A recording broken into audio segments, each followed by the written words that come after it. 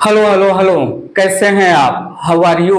सुहाल से तमारो कैसा है तुम्ही के हालचाल केमन आछि कैसेन बा?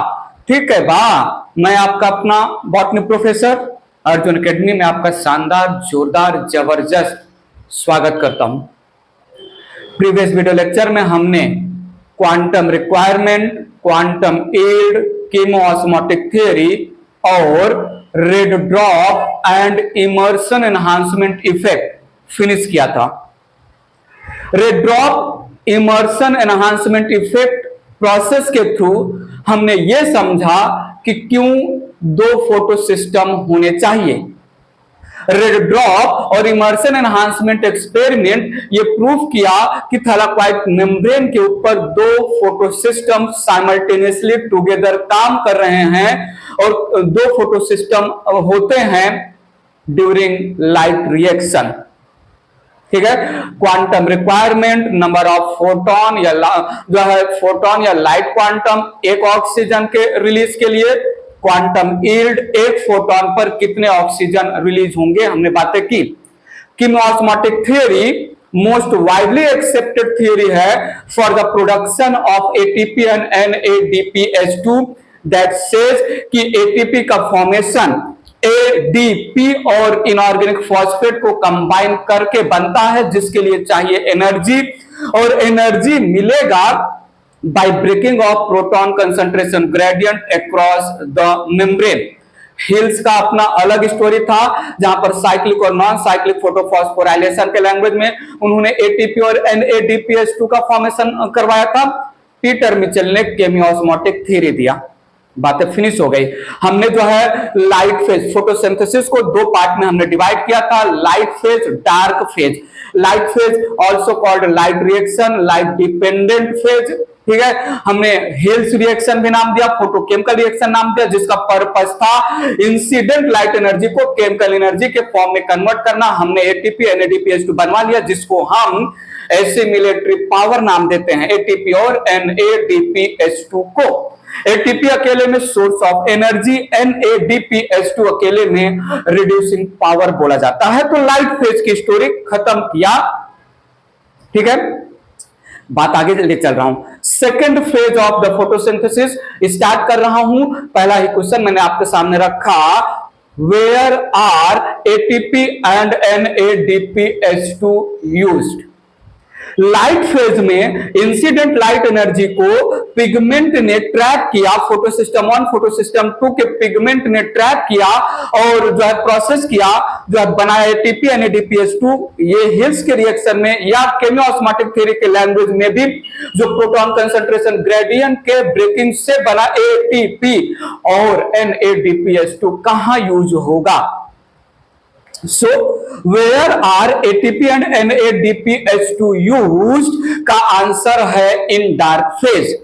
Where are ATP and NADPH2 which are formed in light phase get used, which are formed in light reaction get used? तो आंसर है dark phase। आंसर है लाइट इंडिपेंडेंट फेज में, आंसर है बायोसिंथेटिक फेज में, answer है Blackman reaction में, answer है carbon cycle में यूज होगा। Where are ATP and NADPH2 used? इस क्वेश्चन से डार्क फेज चालू हो रहा है, डार्क रिएक्शन चालू हो रहा है, Blackman reaction, light independent process. बातें स्टार्ट कर रहा हूं मैं, थोड़ा समझिएगा। सो मैंने यहां पर क्वेश्चन रखा आपके सामने, जो है that where are ATP and NADPH2 used? Where are ATP and NADPH2 used? This question it says in dark reaction या इन डार्क फेज। तो इसी सेम क्वेश्चन को हेडिंग में अगर हम मेंशन करना चाहे तो डार्क फेज नाम दे सकते हैं या डार्क रिएक्शन नाम दे सकते हैं, डार्क रिएक्शन नाम दे सकते हैं। ठीक है, सो क्वेश्चन के साथ हेडिंग दोनों एक साथ चल रहे हैं, बात आगे ले चल रहा हूं। यहां पर थोड़ा सुनिएगा, इन dark phase, in dark phase, carbon dioxide is reduced, सुनो सुनो, carbon dioxide is assimilated, carbon dioxide is assimilated in the form of glucose, in the form of glucose C6H12O6। Dark phase में या डार्क रिएक्शन में carbon dioxide को reduce करेंगे in the form of glucose. Dark phase या dark reaction का meaning ये नहीं है कि ये रिएक्शन डार्क में होंगे, there is no, we can say it is not appropriate term, फिर भी रखते हैं, थोड़ा सुनिएगा। Dark phase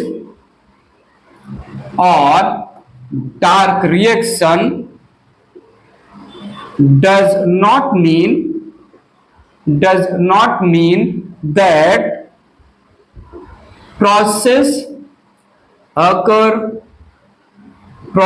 occurs in dark या in night, ऐसा कुछ भी नहीं है। थोड़ा सुनिएगा,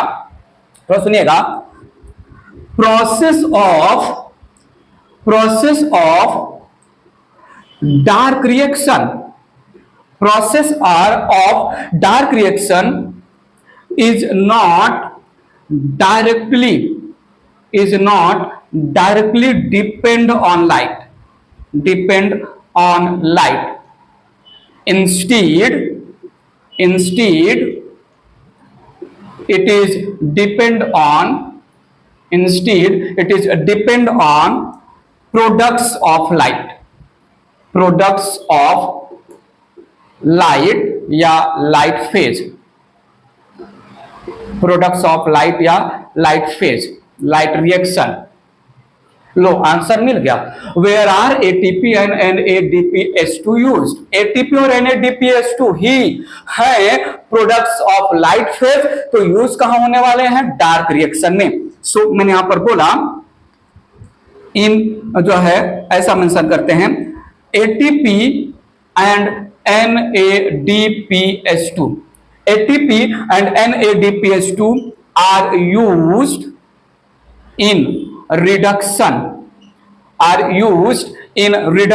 of carbon dioxide into glucose in dark reaction, where are ATP and NADPH2 used, ATP and NADPH2 used in dark reaction। In dark reaction ATP और NADPH2 का काम क्या होगा, कैसे उसका यूटिलाइजेशन होने वाला है? एटीपी और NADPH2 का काम है रिड्यूस करना या एसिमिलेट करना कार्बन डाइऑक्साइड को ग्लूकोज में। बात आगे बढ़ रही है, थोड़ा समझिएगा। क्या all the plants same manner में एटीपी और NADPH2 का यूज करके कार्बन डाइऑक्साइड को रिड्यूस करेंगे, एसिमिलेट करेंगे ग्लूकोज में?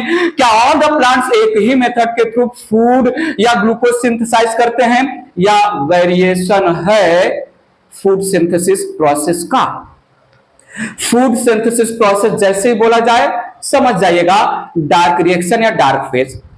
बात स्टार्ट हुआ 1955 से, स्टोरी स्टार्ट कर रहा हूं मैं 1955 से।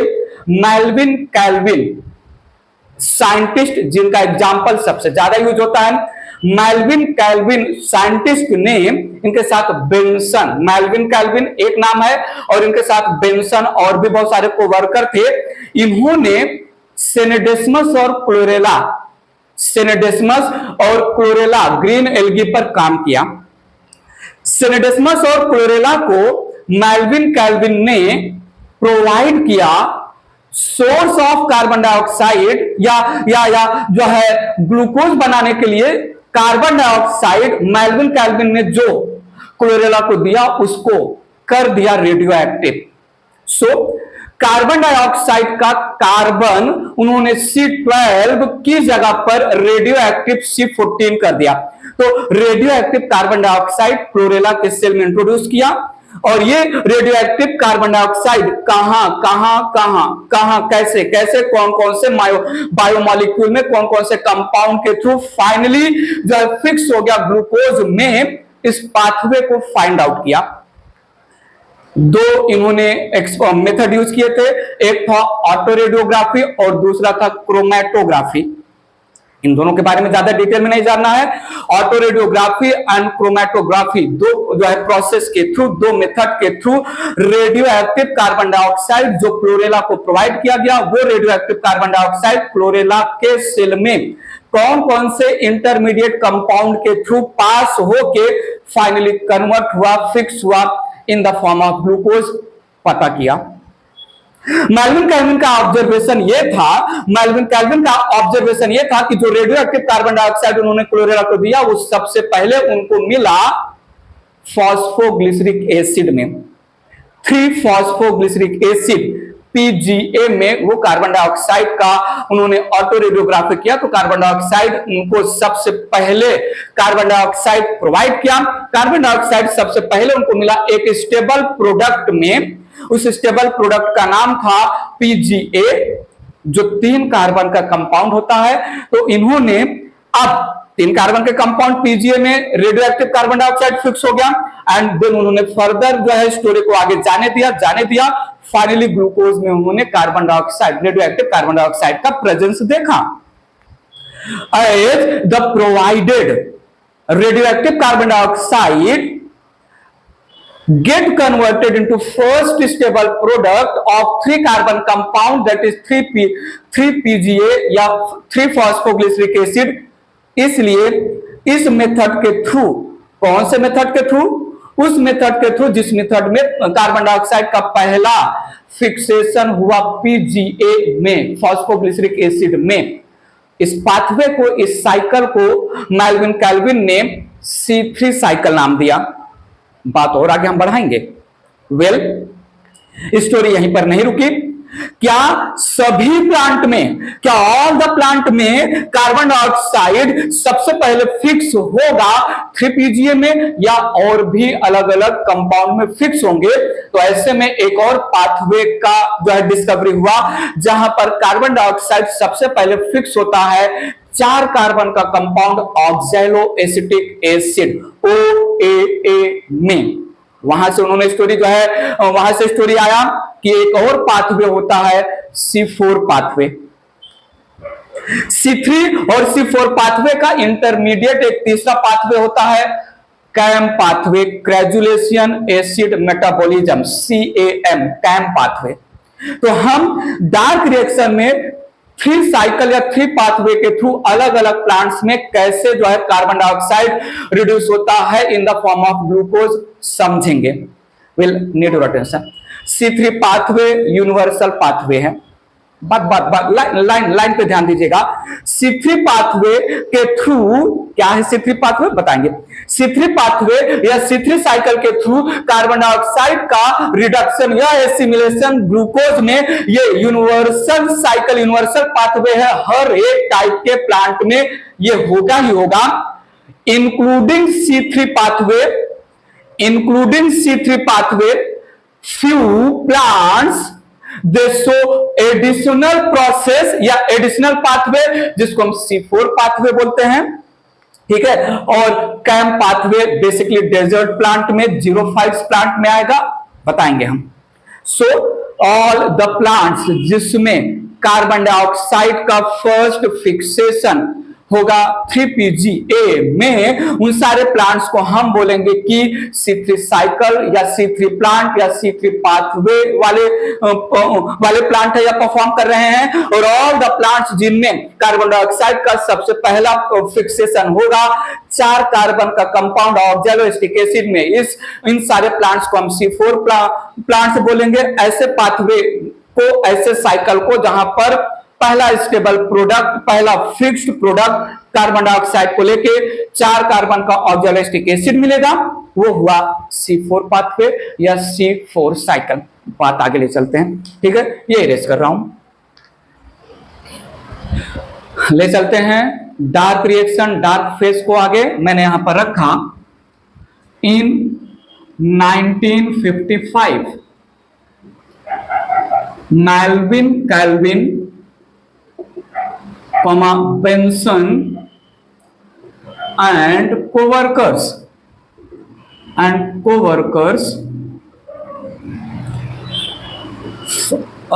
used chlorella and Senedesmus bracket में these are green algae, बात याद रखिएगा, green algae they are equivalent to higher plants. Green algae higher plants के एंसेस्टर भी माने जाते हैं। ग्रीन एल्गी में जितने भी कैरेक्टर होते हैं हायर प्लांट्स के सिमिलर होते हैं, ये बात हमने प्लांट किंगडम में भी आपको बताया था। So Melvin Calvin and Benson, they used chlorella and Senedesmus to find out pathway of carbon dioxide assimilation या carbon dioxide reduction into glucose. ध्यान दीजिएगा, need your attention. Basically Melvin Calvin का ही नाम आता है, बेंसन भी है। वेल यहां पर they provided radioactive carbon dioxide, जिसमें कार्बन C14 टाइप का था, ठीक है। Radioactive carbon dioxide to chlorella and with the help of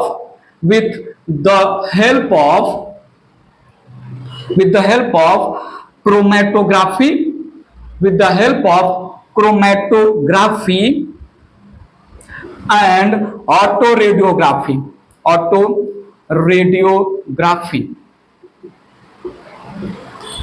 they with the help of chromatography and autoradiography found the pathway of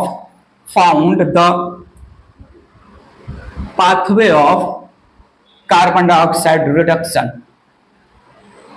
ठीक है, इन्होंने जो है क्लोरेला को रेडियोएक्टिव कार्बन डाइऑक्साइड प्रोवाइड किया। थोड़े टाइम के बाद जो है एक रेगुलर टाइम इंटरवल में नियर बॉइलिंग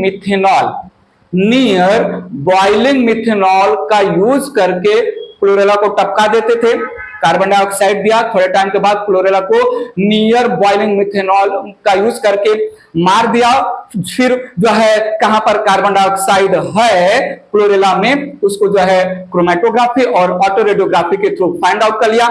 फिर से क्लोरेला को कार्बन डाइऑक्साइड दिया, थोड़े टाइम के बाद ऐसे जो है रेगुलर टाइम इंटरवल में इन्होंने by using near boiling methanol chlorella को किल करके where the provided radioactive carbon dioxide present in the cell of chlorella, in which compound ऑटोरेडियोग्राफी और क्रोमेटोग्राफी से पता करते गए।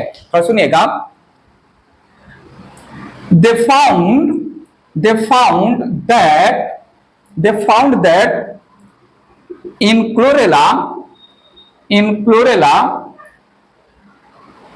radioactive carbon dioxide firstly fixed in a stable compound called 3PGA, 3-phosphoglyceric acid।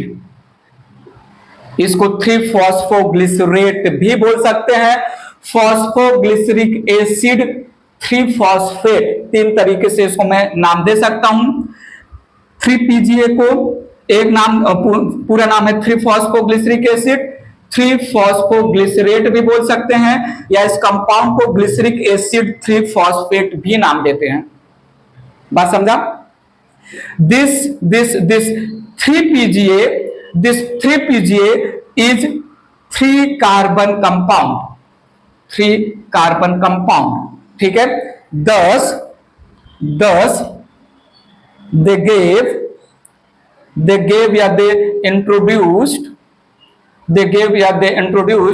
C3 pathway या C3 cycle of carbon dioxide reduction या carbon dioxide assimilation into glucose. First stable product 3 carbon का compound है 3PGA 3 phosphoglyceric acid. Story को आगे बढ़ने दिया, जब तक ग्लूकोज उनको नहीं मिला, रेगुलर टाइम इंटरवल पर वो जो है क्लोरेला को किल करके क्रोमेटोग्राफी और ऑटो रेडियोग्राफी से जो है रेडियो एक्टिव कार्बन डाइऑक्साइड का प्रेजेंस कौन से कंपाउंड में पता कर रहे थे वो, ठीक है।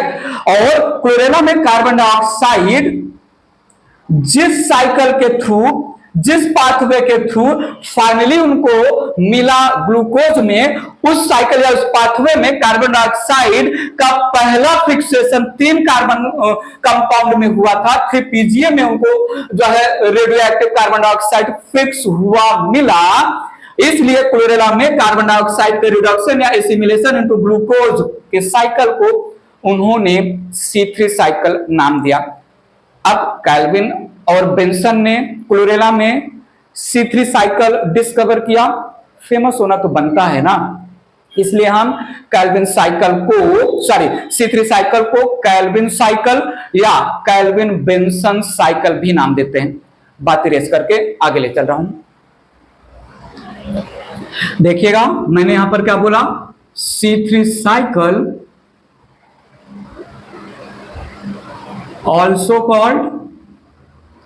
also called Calvin Benson cycle। Experiment चालू चल ही रहा था, एक्सपेरिमेंट कंटिन्यू था।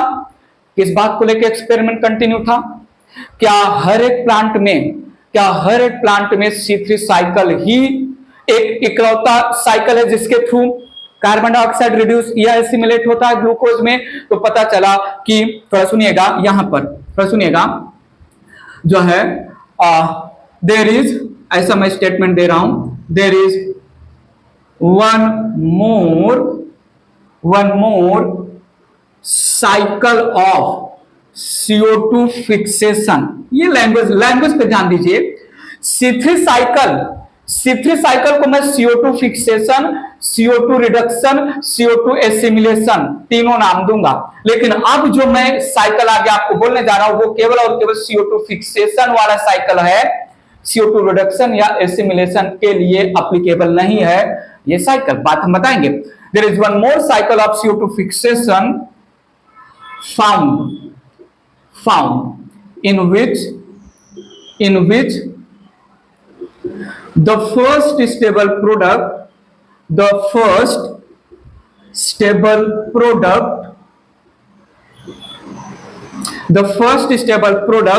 is 4 carbon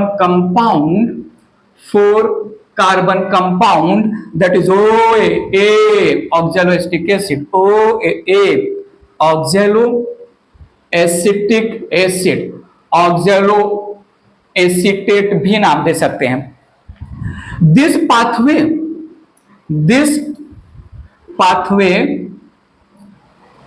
termed as C4 pathway या C4 साइकिल। बात हम मेंशन करेंगे, हैच और स्लैक साइंटिस्ट के नाम पर ये सब पाथवे जाएगा। जब इसकी डिटेलिंग करेंगे तो वहां पर समझाएंगे, ठीक है। वेल यहां पर need your attention. C3 pathway is universal pathway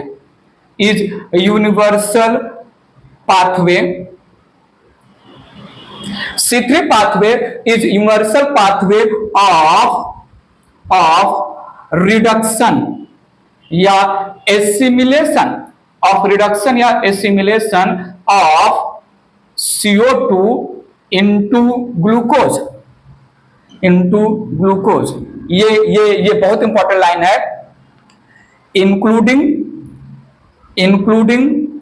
C3 pathway, including C3 pathway, some plants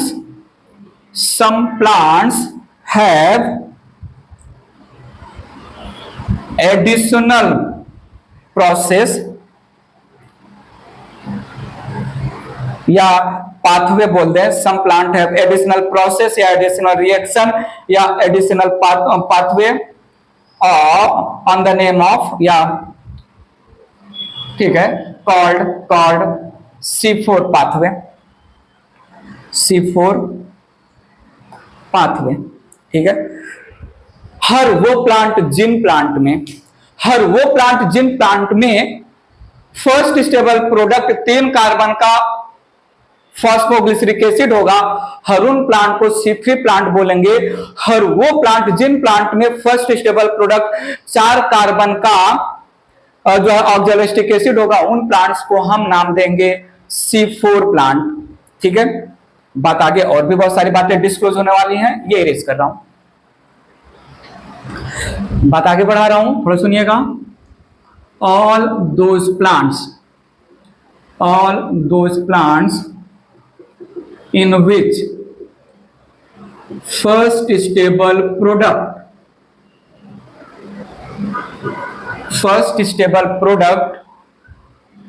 is 3 carbon compound, that is phosphoglyceric acid, called C3 plants। बात समझिएगा। all those plants in which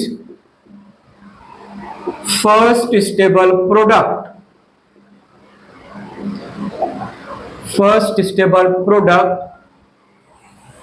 after CO2 fixation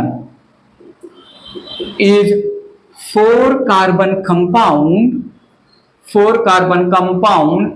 that is oxaloacetic acid, called C4 plants। need your attention here, need your attention। मैं क्या बोल रहा हूं यहां पर, C3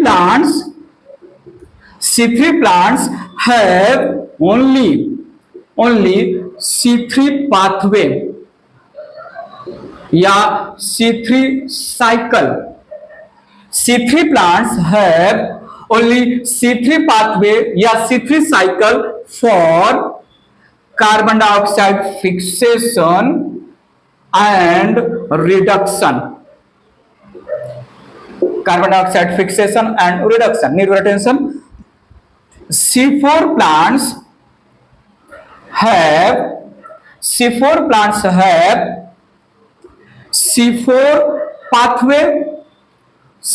pathway या C4 cycle for carbon dioxide fixation, including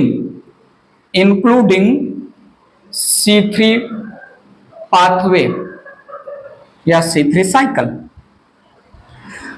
बात यहीं पर मैं क्लियर कर दे रहा हूं। C4 साइकिल या C4 पाथवे के थ्रू कार्बन डाइऑक्साइड केवल और केवल फिक्स होगा, रिड्यूस नहीं होगा ग्लूकोज में। ग्लूकोज बनाने का इकलौता साइकिल है C3 cycle.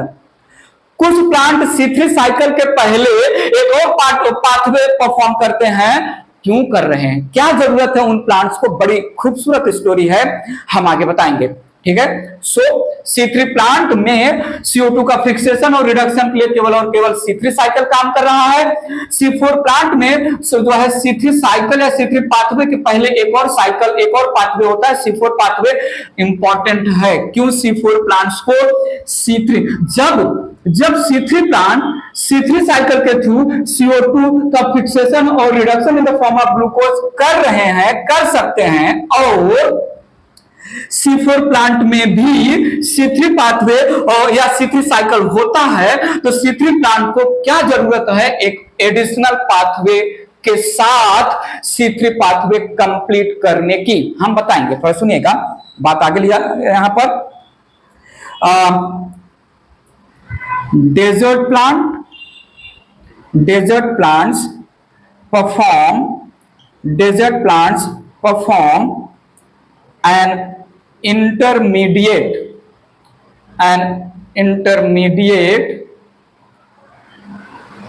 pathway, a cycle called CAM cycle, या CAM pathway, that is crassulacean acid metabolism. Crassulacean acid metabolism cycle intermediate है। इसमें C3 और C4 प्लांट्स के बीच का ये कैम साइकिल समझेंगे हम, ठीक है। कैम जो है plants called CAM plants mention कर देते हैं। प्लांट्स कौन से प्लांट? डेजर्ट वाले प्लांट बताएंगे हम आगे। Plants called CAM plants. Clear हो रहा है? समझ में आ रहा है? दिमाग में जा रहा है कि नहीं? बात चली आगे बढ़ी कहां से? Where are ATP and NADPH2 use. तो आंसर मिला डार्क फेज में यूज होगा, आंसर मिला लाइट इंडिपेंडेंट फेज में यूज होगा, आंसर मिला डार्क रिएक्शन में यूज होगा, आंसर मिला बायोसिंथेटिक रिएक्शन में यूज होगा, आंसर मिला ब्लैकमैन रिएक्शन में यूज होगा। इसको हम कार्बन रिएक्शन, डार्क रिएक्शन को कार्बन रिएक्शन भी नाम देते हैं। क्या ऑल द प्लांट एक ही? अच्छा, ये डार्क रिएक्शन या जो है कार्बन रिएक्शन या डार्क फेज या ब्लैकमैन रिएक्शन है क्या? फिक्सेशन एंड रिडक्शन, या बेटर टू से सिंपली रिडक्शन या assimilation of carbon dioxide into glucose होगा। कहां होगा बताओ? होगा कहां होगा? स्ट्रोमा, क्लोरोप्लास्ट के स्ट्रोमा में होगा। मैं बहुत पहले ही बता चुका हूं, जो है enzyme purely enzyme dependent reaction होते हैं डार्क फेज में। बात आगे ले गया मैं, तो डिस्क्लोज होता गया, स्टोरी पॉइंट कनेक्ट होते गए कि डार्क फेज में, डार्क रिएक्शन में एटीपी और NADPH2 को यूज करके कार्बन डाइऑक्साइड को रिड्यूस करेंगे ग्लूकोज में C3 साइकिल के थ्रू, C4 साइकिल के थ्रू या कैम साइकिल के थ्रू। C3 साइकिल में पहला stable product carbon dioxide fix होने के बाद PGA बनेगा, और हर वो प्लांट जिनमें पहला स्टेबल प्रोडक्ट 3 कार्बन का PGA होगा वो C3 प्लांट हो गए। C3 प्लांट केवल और केवल C3 साइकिल ही यूज करेंगे। कुछ ऐसे प्लांट हैं जो C3 साइकिल के अलावा उसके पहले कुछ और प्रोसेस परफॉर्म करते हैं जहां पर CO2 का केवल और केवल फिक्सेशन होता है 4 कार्बन के कंपाउंड में। C4 साइकिल इस साइकिल को बोलते हैं। जिन प्लांट में C4 कंपाउंड पहला स्टेबल प्रोडक्ट बना उन प्लांट्स को C4 प्लांट्स बोलते हैं। C4 प्लांट में C3 साइकिल भी होता है, ठीक है। कैम प्लांट डेजर्ट वाले प्लांट हो गए। तो चाहे C3 प्लांट हो, C4 प्लांट हो या कैम प्लांट हो, तीनों में C3 साइकिल कॉमन है, मेन साइकिल है, यूनिवर्सल साइकिल है। कनेक्ट करेंगे सारी स्टोरी को, इरेज करके बात आगे जा रहा हूं मैं, बात आगे बढ़ा रहा हूं। अच्छा, यहां पर एक पॉइंट लिखते चलूं नहीं तो कंफ्यूजन हो जाएगा। डार्क फेज पहले मेंशन कर चुका हूं, थोड़ा एक बार और मेंशन कर देते हैं। डार्क फेज, ठीक है, ऑल्सो कॉल्ड जो है light independent phase, light independent phase, dark reaction, carbon reaction, biosynthetic phase या biosynthetic reaction, Blackman reaction. Blackman scientist का नाम है, ब्लैकमैन MANN, ब्लैकमैन रिएक्शन, ठीक है। It is purely enzymatic reaction, multi-step, it is multi-step enzymatic reaction occurs in stroma stroma को हम matrix भी बोल सकते हैं, बट लैंग्वेज क्लोरोप्लास्ट का होगा, मैट्रिक्स ऑफ क्लोरोप्लास्ट। ठीक है, यहीं पर यूज होने वाला है एटीपी और NADPH2। ठीक है, तीन अलग अलग मेथड के थ्रू एटीपी और NADPH2 हेल्प करेंगे CO2 का रिडक्शन या एसिमिलेशन, जो डार्क फेज का मेन पर्पज जो है ग्लूकोज में। बात आगे ले चल रहा हूं। ठीक है, सो एक बार मेंशन कर दे रहा हूं, three methods of dark reaction.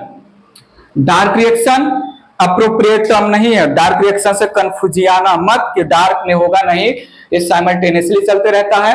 अच्छा, एक और पॉइंट ऑफ मेंशन कर देते हैं, करूंगा मैं। वेल, यहां पर थ्री मेथड्स में एक है C3 साइकिल, दूसरा है C4 साइकिल और तीसरा है कैम साइकिल। पहले भी मेंशन कर चुका हूं था, एक बार और जो है। ठीक है, अब यही तीन साइकिल के थ्रू हम CO2 का फिक्सेशन, रिडक्शन या एसिमिलेशन पता करेंगे। ठीक है, ये इरेज करके बात आगे बढ़ा रहा हूं। इसके पहले मैं बात आगे बढ़ाऊं, need your attention. Dark reaction light dependent है, ये कैसे प्रूफ करोगे? सीधी सी बात है, जब तक लाइट में प्लांट्स को रखेंगे तब तक CO2 फिक्सेशन रिडक्शन होता रहेगा, और जैसे ही जो है प्लांट को लाइट से हटा के डार्क में रख देंगे, CO2 का रिडक्शन बंद हो जाएगा। प्लांट को डार्क में रखेंगे, इसका मतलब अब डार्क रिएक्शन हो रहा है? नहीं। ठीक है, डार्क रिएक्शन डे नाइट चलता रहता है, basically parallel to the light reaction चलता रहता है, नॉट नेसेसरी डे नाइट बोलो, बेसिकली डार्क रिएक्शन डे में ही चलेगा। हम आगे जो है जस्टिफाई करेंगे, यहां पर मेंशन कर रहा हूं, थोड़ा सुनिएगा। Dark reaction occurs during day time. अब डार्क रिएक्शन डे टाइम में चल रहा है तो डार्क नाम क्यों दिया? अब देख दिया साइंटिस्ट ने, doesn't matter. During day time parallel to the light reaction and is depend on products of light reaction. थोड़ा सुनिएगा, ऐसा कैसे पता चला? ये लाइन में जो मैंने लिखा कि डार्क रिएक्शन डे टाइम में parallel to the light reaction चलता रहेगा, और डार्क रिएक्शन लाइट रिएक्शन के प्रोडक्ट पर डिपेंड है, इसलिए लाइट डिपेंडेंट रिएक्शन भी बोला। कैसे पता चला? थोड़ा सुनिएगा। when plant is placed in dark, तो सुनिएगा, dark reaction continues for some time and then stop, रुक गया। थोड़ा सुनिएगा। and when plant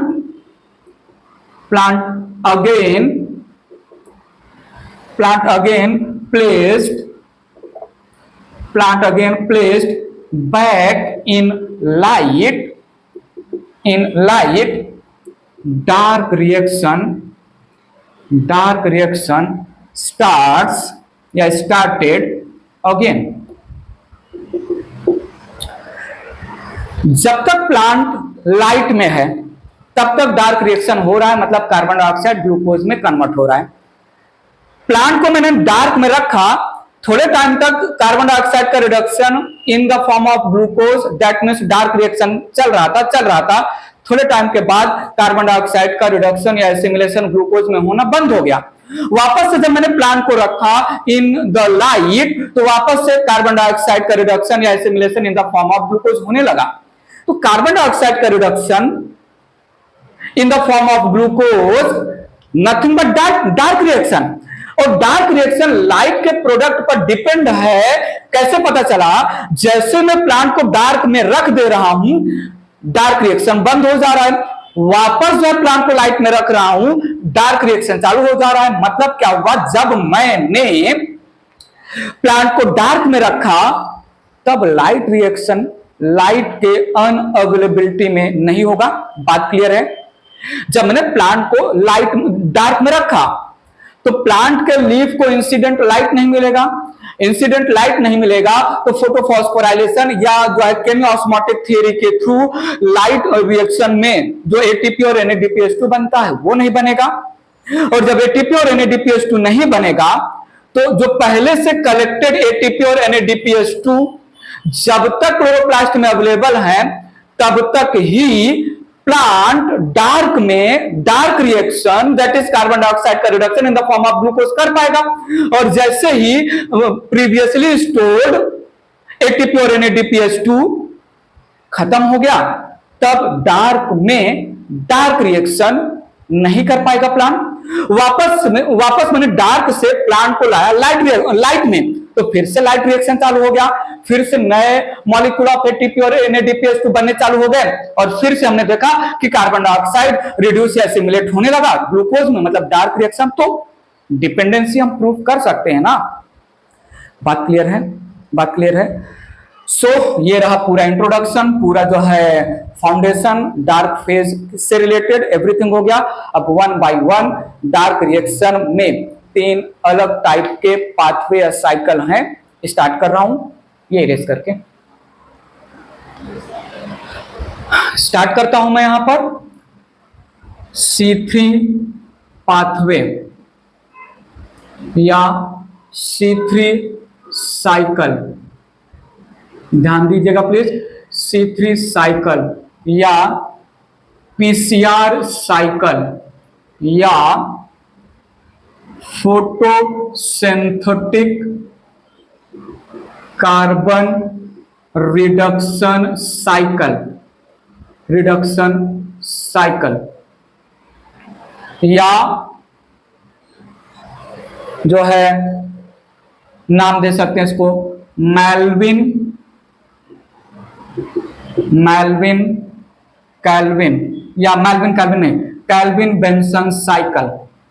kelvin Benson cycle.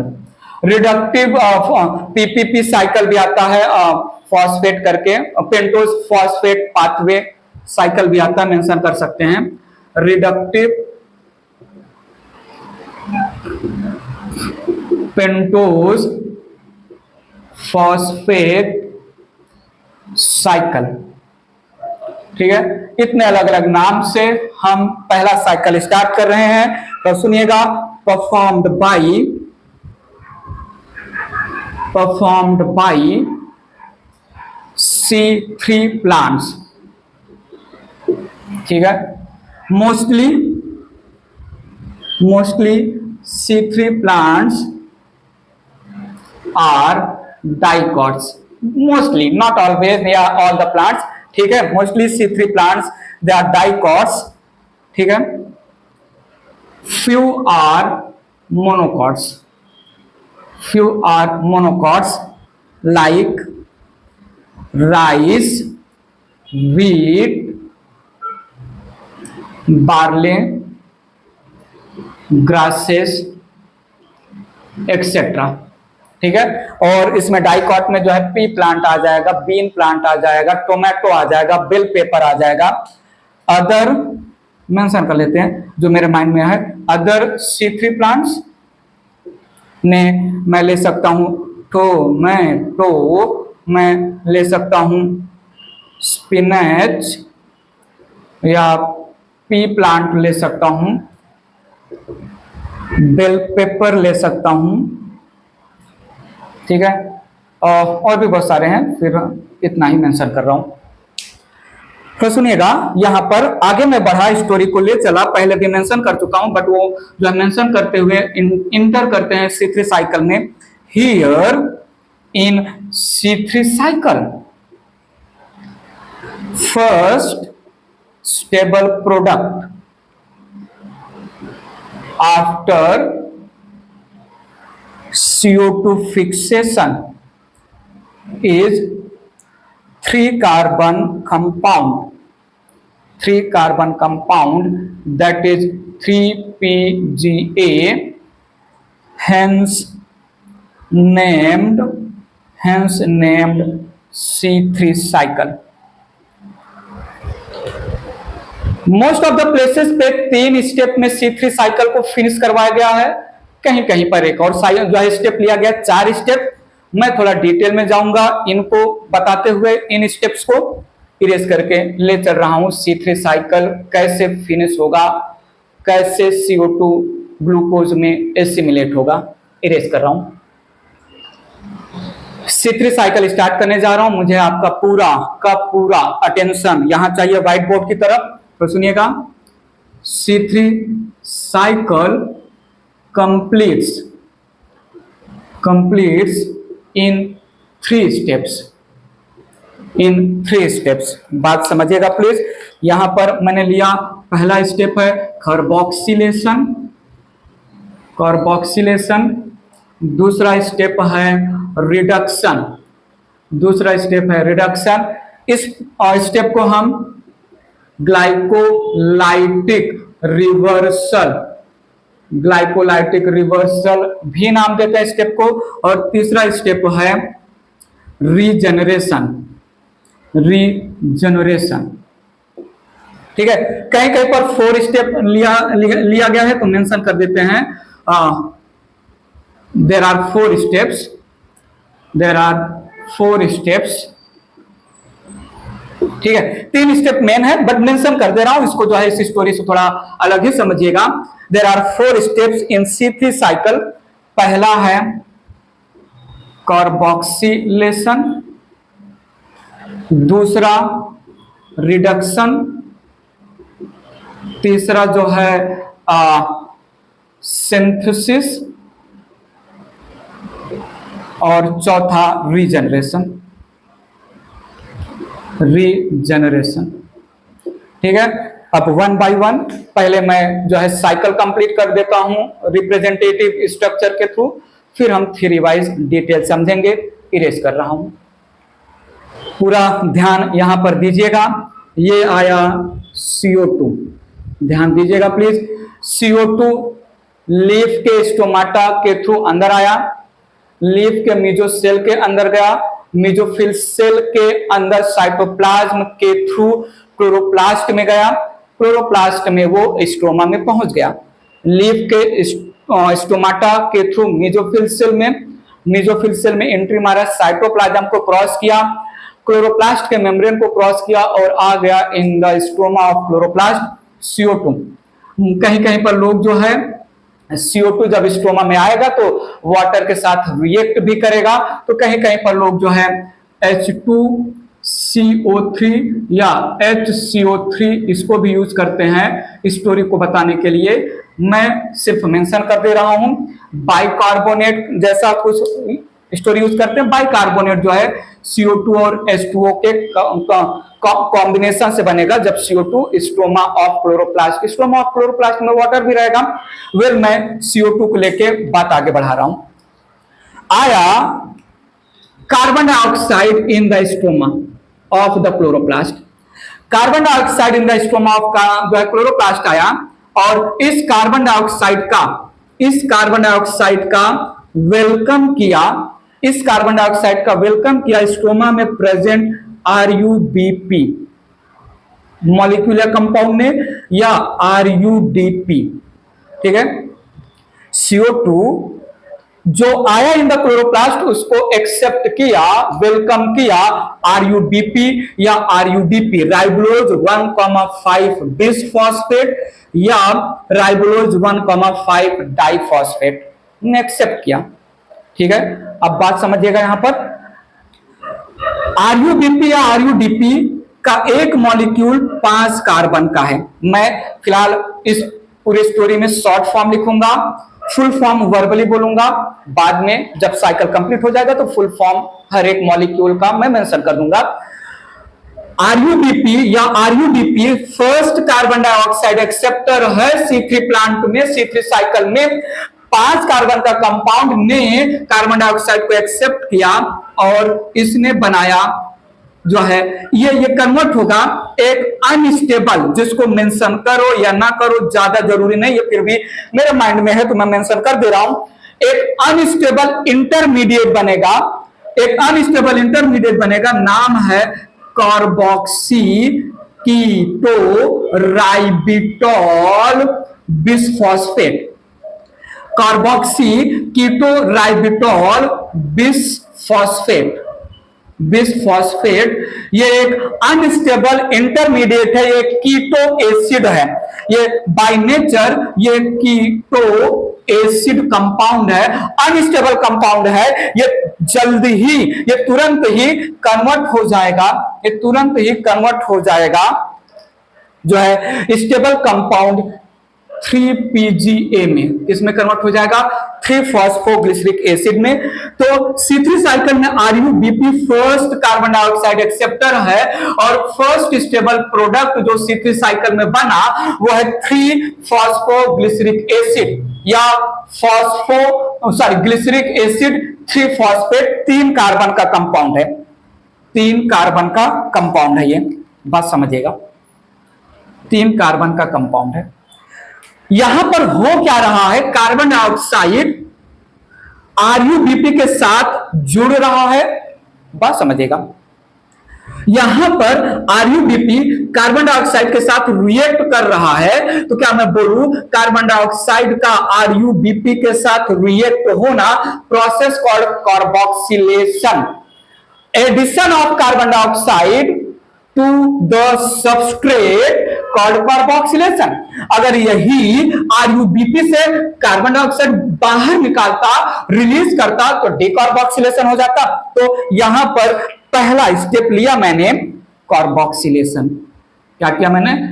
Carboxylation, addition of carbon dioxide, addition of carbon dioxide to the RuBP। मैंने एक carbon dioxide entry करवाया, carboxylation हुआ RuBP का। फिर मुझे बताइए सबस्ट्रेट में RuBP और CO2 है, RuBP का एक मॉलिक्यूल और कार्बन डाइऑक्साइड का एक मॉलिक्यूल सबस्ट्रेट के जैसा काम कर रहे हैं, कार्बोक्सिलेशन के बाद बना रहे हैं 3PGA। मुझे बताइए प्लीज सबस्ट्रेट में कितने कार्बन है?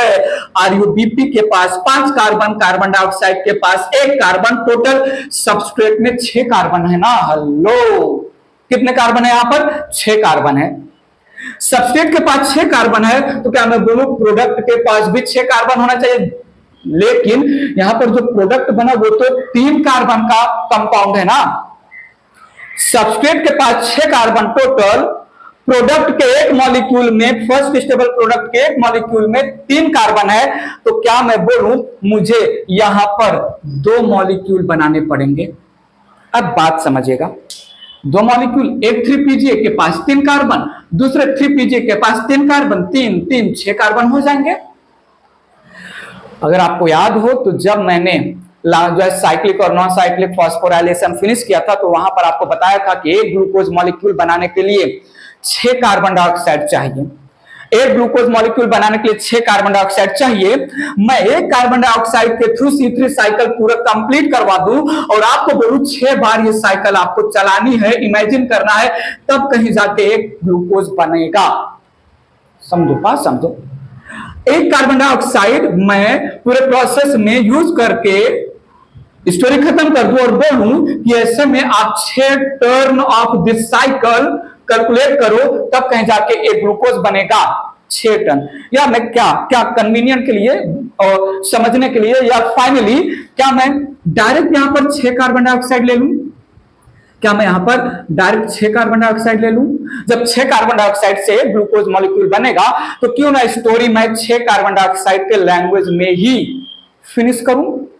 तो 6 कार्बन डाइऑक्साइड आया इन द स्ट्रोमा और 6 कार्बन डाइऑक्साइड को एक्सेप्ट करेगा 6 मॉलिक्यूल ऑफ RuBP या RuDP। एक के साथ है तो 6 के साथ 6, बात क्लियर है। 6 मॉलिक्यूल ऑफ कार्बन डाइऑक्साइड के पास कितने टोटल कार्बन है? 6। 6 मॉलिक्यूल ऑफ RUDP के पास टोटल कितने कार्बन है, बताओ बताओ। एक मॉलिक्यूल के पास 5, तो 6 के पास 30 कार्बन है। RUDP में 6 कार्बन है, कार्बन डाइऑक्साइड में, सबस्ट्रेट में टोटल 36 है। जो फर्स्ट स्टेबल प्रोडक्ट बना वो उसका एक मॉलिक्यूल 3 कार्बन का है, सबस्ट्रेट में 36 कार्बन, प्रोडक्ट के एक मॉलिक्यूल में 3 कार्बन। तो हमें कार्बन को बैलेंस कराना है ना, तो क्या मैं यहां पर डायरेक्ट लिख दूं कि प्रोडक्ट बनेगा 12 मॉलिक्यूल ऑफ 3PGA, 6 + 30 36 एंड 12 3 36 हो गया बैलेंस। बता समझा कि नहीं? ठीक है। अब यहां पर बात ध्यान दीजिएगा, प्रोसेस है कार्बोक्सिलेशन। कार्बोक्सिलेशन हो किसका रहा है? RUDP का। तो एंजाइम का नोमेनक्लेचर करते हैं, कहीं कहीं पर जो है सबस्ट्रेट और प्रोसेस से ही मैं एंजाइम का नोमेनक्लेचर करूंगा, एंजाइम के नेम को कनेक्ट करूंगा समझने के लिए, सो दैट आसान हो जाए। कार्बोक्सिलेशन करेगा कौन? Carboxylase enzyme. कौन करेगा? Carboxylase enzyme. कार्बोक्सिलेज एंजाइम ने कार्बोक्सिलेशन प्रोसेस में कार्बन डाइऑक्साइड को ऐड किया, RUDP या RUBP को। कार्बोक्सिलेशन हुआ किसका? RUBP का। तो पूरा नाम क्या हो जाएगा? RUBP carboxylase. ये कैसा एंजाइम है? इसके पास एक और एंजाइमेटिक एक्टिविटी होता है, उस एंजाइमेटिक एक्टिविटी का नाम है ऑक्सीजनेज। एंजाइम का नाम है RUBP या RUDP, कार्बोक्सिलेज ऑक्सीजनेज। वेल इस समय इसका कार्बोक्सिलेज पार्ट एक्टिव है, ऑक्सीजनेज पार्ट इनएक्टिव है। कार्बोक्सिलेज पार्ट ही RUBP carboxylase oxygenase short form है रुबिस्को। ठीक है, रुबिस्को का कार्बोक्सिलेज एक्टिविटी ही सबस्ट्रेट का, सबस्ट्रेट में CO2 और RUBP का कार्बोक्सिलेशन कर रहा है। पहला स्टेप हो गया। बात आगे बढ़ाते हैं। 12 molecule of 3PGA, 12 molecule of 3PGA है, 3-फॉस्फोग्लिसरिक एसिड। अब ये मैं स्टोरी को आगे ले गया, मैं करूंगा इसका फॉस्फोराइलेशन। क्या करूंगा मैं इसका? फॉस्फोराइलेशन। 12 मॉलिक्यूल ऑफ 3PGA है, मैं इस 3PGA मॉलिक्यूल में एक फॉस्फेट ऐड करूंगा। नेक्स्ट स्टेप लिया मैं यहां पर फॉस्फोराइलेशन। नेक्स्ट स्टेप लिया मैंने यहां पर फॉस्फोराइलेशन। ध्यान दीजिएगा, फॉस्फोराइलेशन में 12 PGA है ना। फॉस्फोराइलेशन का मतलब addition of phosphate to the substrate. Addition of phosphate to the substrate के लिए मुझे फॉस्फेट डोनर चाहिए, और फॉस्फेट डोनर के नाम पर काम करेगा ATP। ATP कितने सबस्ट्रेट हैं? 12 सबस्ट्रेट हैं। कितने ATP चाहिए? 12 ATP चाहिए। तो यहां पर ध्यान दीजिएगा प्लीज, मैंने 12 ATP मॉलिक्यूल को बुलाया और उनसे बोला आप अपना 12 फॉस्फेट मुझे दे दीजिए। तो वो ब्रेक हो गया 12 ADP और 12 इनऑर्गेनिक फॉस्फेट में। 3-फॉस्फोग्लिसरिक एसिड, ग्लिसरिक एसिड 3 कार्बन का कंपाउंड है जिसके तीसरे कार्बन पर फॉस्फेट है। ये ऐसा रफली समझ लीजिए प्लीज, ये ग्लिसरिक एसिड 3 कार्बन का कंपाउंड है, इसके तीसरे कार्बन पर फॉस्फेट है, इसलिए 3-फॉस्फोग्लिसरिक एसिड। अब मैं हर एक जो है 3-फॉस्फोग्लिसरिक एसिड के पहले कार्बन पर फॉस्फेट ऐड करूंगा। मिला है मुझे ATP से ये 12। ठीक है, तो क्या प्रोडक्ट क्या बन जाएगा? जल्दी से बताइए। प्रोडक्ट बन जाएगा यहां पर 1,3 1 पे आ गया, 3 पे पहले ही था, 1,3 डाई PGA या बाई PGA। कितने मॉलिक्यूल बनेंगे? 12 molecule. 12 molecule of 1,3 di PGA, 3 carbon का कंपाउंड है। बात क्लियर है? पक्का क्लियर है? यहां पर मैंने फॉस्फोराइलेशन, फॉस्फेट किसी के साथ ऐड करना या किसी से फॉस्फेट निकालना, बेसिकली एंजाइम जो काम करता है हमेशा काइनेज एंजाइम काम करता है। तो फॉस्फेट दिया किसको? ग्लिसरिक एसिड को, तो हम फॉस्फोग्लिसरिक एसिड काइनेज बोल दें। फॉस्फोग्लिसरिक एसिड 3 कार्बन का कंपाउंड है जिसके साथ फॉस्फेट है, तो हम इसको ट्रायोज फॉस्फोकाइनेज भी नाम देते हैं। यहां पर मैंने एंजाइम लिया, ध्यान दीजिएगा, ट्रायोज फॉस्फोकाइनेज, ट्रायोज फॉस्फोकाइनेज या ग्लिसरिक एसिड काइनेज, ठीक है, फॉस्फोग्लिसरिक एसिड काइनेज, ये भी नाम दे सकते हैं। बात क्लियर है? ठीक है। अब 12 molecule of 3PGA, 12 molecule of 1,3 डाईपीजीए का मैं नेक्स्ट स्टेप करूंगा रिडक्शन। मैं यहां पर क्या करूंगा? Next step reduction. बात पकड़िएगा, नेक्स्ट स्टेप मैं करने वाला हूं रिडक्शन। बड़ा बड़ा बड़ा बड़ा इंपॉर्टेंट पार्ट है रिडक्शन। यहां पर खेल पूरा बदलने वाला है। रिडक्शन का मतलब जो है 1,3 डाईपीजीए में मेन कंपाउंड जो ग्लिसरिक एसिड है उसको रिड्यूस करना है। रिड्यूस करने के लिए मुझे इसमें हाइड्रोजन डालना पड़ेगा, इसमें हाइड्रोजन ऐड करना पड़ेगा। हाइड्रोजन ऐड करने के लिए मुझे डोनर से रिक्वेस्ट करना होगा कि हाइड्रोजन डोनेट करो। हाइड्रोजन डोनर के नाम पर मुझे मिला जो है 12 मॉलिक्यूल ऑफ NADPH2 और ये कन्वर्ट हो गया 12 molecule of NADP।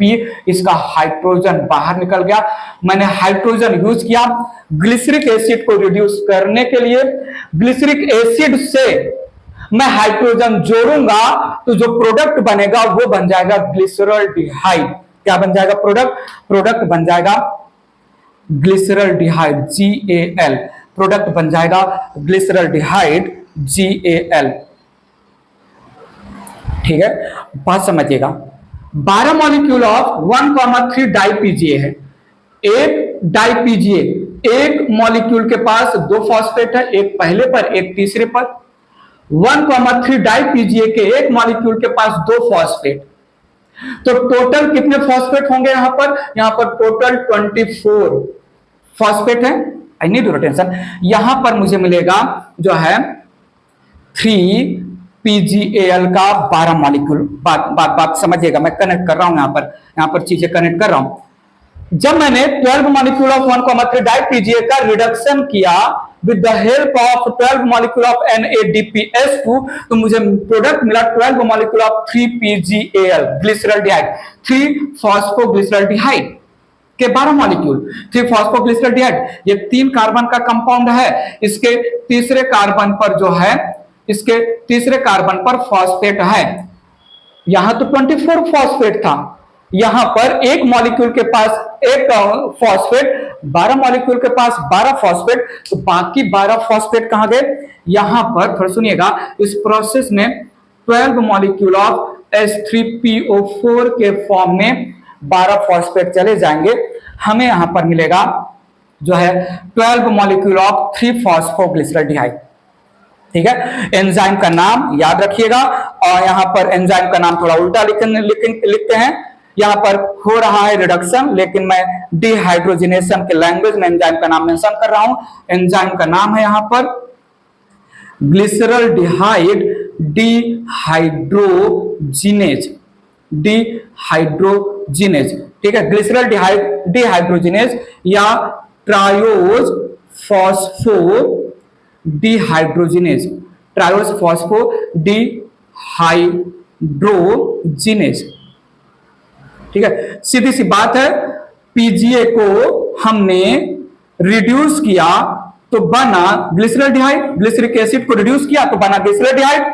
Glyceraldehyde, PGA को मैंने हाइड्रोजन दिया मतलब रिड्यूस किया तो बन गया ग्लिसरॉल्डिहाइड। ग्लिसरॉल्डिहाइड से मैं हाइड्रोजन निकाल दूंगा मतलब डिहाइड्रोजिनेशन करूंगा तो बन जाएगा पीजीए। इसलिए जो है ऐसा आपको याद करना होगा। कहीं कहीं पर जो है सबस्ट्रेट के साथ जो हो रहा है उसके बेसिस पर हम एंजाइम का नाम रख देंगे, कहीं कहीं पर एंजाइम स्पेसिफिक लैंग्वेज में नाम रखा जाता है, कहीं कहीं पर प्रोडक्ट के लैंग्वेज में हम नाम रखेंगे। अब 12 मॉलिक्यूल ऑफ 3PGAL, इसके 2 पार्ट होंगे। 12 मॉलिक्यूल ऑफ 3PGAL में ध्यान दीजिएगा प्लीज, 12 मॉलिक्यूल ऑफ 3PGAL में 10 मॉलिक्यूल ऑफ 3PGAL ये वापस से RUBP बनाने के लिए रीजनरेशन में जाएगा। ये जाएगा किसमें? Regeneration, involve in regeneration. ठीक है, क्योंकि आरयूबीपी या आरयूबीपी स्ट्रोमा में इनफाइनाइट नंबर में तो है नहीं। CO2 आया, आरयूबीपी के साथ रिएक्ट किया, पीजीए में कन्वर्ट हो गया, आरयूबीपी तो चला गया, फिर से CO2 आया, दूसरे आरयूबीपी से रिएक्ट किया, पीजीए प्रोडक्ट बन गया, फिर से आरयूबीपी चला गया। तो ऐसे में तो इनफाइनाइट नंबर में तो है नहीं स्ट्रोमा में आरयूबीपी, तो हमें आरयूबीपी बार बार रीजनरेट करना पड़ेगा साइकिल कंटिन्यू होने के लिए। तो जो है 12 मॉलिक्यूल ऑफ 3PgAl में 10 molecule of 3PgAl regeneration involve in regeneration of RUBP और 2 मॉलिक्यूल ऑफ 3PgAl ये जाएगा सिंथेसिस प्रोसेस में, involve in synthesis of glucose. हमने कार्बोक्सिलेशन, फॉस्फोराइलेशन और रिडक्शन कर लिया। अब इसके बाद रीजनरेशन और सिंथेसिस दो पार्ट में स्टोरी कन्वर्ट हो जाएगा। रूबिस्को पहला step, then triose phosphate kinase या ग्लिसरिक एसिड काइनेज दूसरा, देन ग्लिसरॉल्डिहाइड डिहाइड्रोजनेज या ट्रायोज फॉस्फेट फॉस्फोडिहाइड्रोजनेज तीसरा एंजाइम आया। ठीक है, मैं कंबाइन भी करूंगा जो 4 स्टेप मैंने आपको बताया है, या 3 step carboxylation, then glycolytic reversal और रीजनरेशन, उस लैंग्वेज में भी बात करूंगा।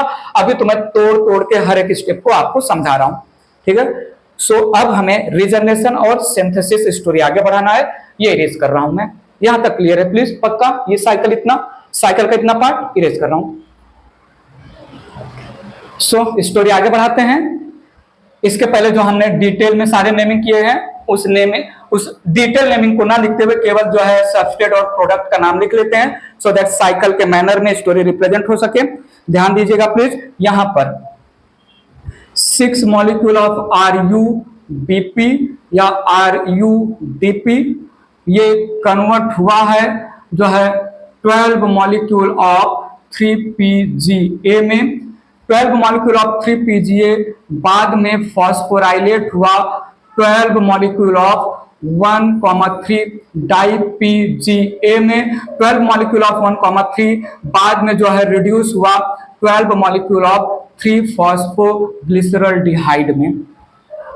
ठीक है, और यहां पर H3PO4 भी बाहर निकला। अब इस 12 मॉलिक्यूल ऑफ PgAl 3 कार्बन का है, ध्यान दीजिएगा। 12 मॉलिक्यूल ऑफ 3PgAl में एक जो है मॉलिक्यूल ऑफ 3PgAl 3-फॉस्फोग्लिसरॉल्डिहाइड 3 कार्बन का है।